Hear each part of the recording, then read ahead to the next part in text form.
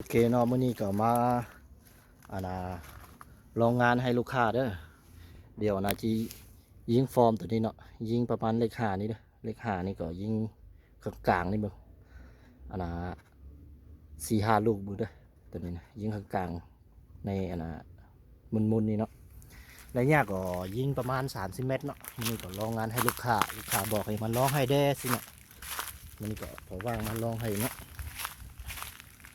อันนี้ก็ของลูกค้าอยู่ทั้งสำเนือเด้อ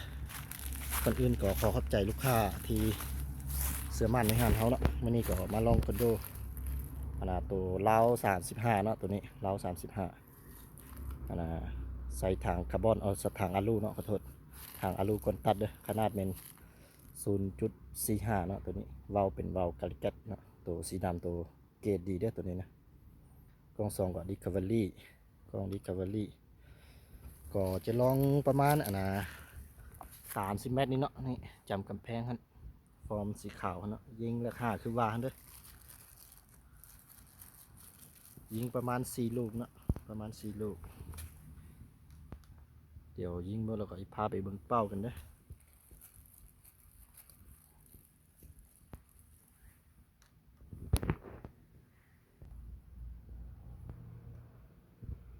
โอเคลูกที่1เด้อ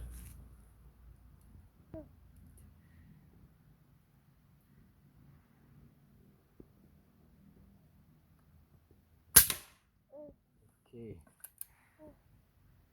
เดี๋ยวลูกที่2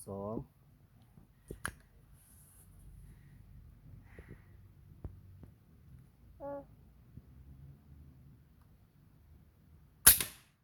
อเค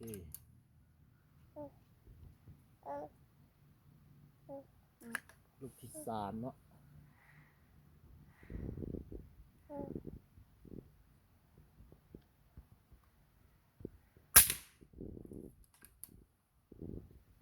ลูกที่4โ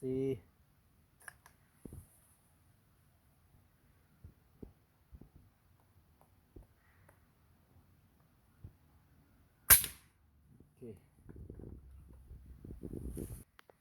โอเคไปเบิ่งเป้ากันเด้อระยะ30 เมตรเนาะยิง4 ลูกเนาะยิง4 ลูก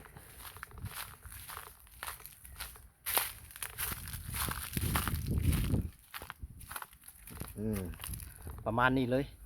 เลข5เนาะอันนี้เลข5นี่เลข5เมื่อกี้ว่านะมูลบัดเนาะ4 ลูกเข้าบนนี้มันเนาะระยะ30 เมตรเนาะโอเคเลย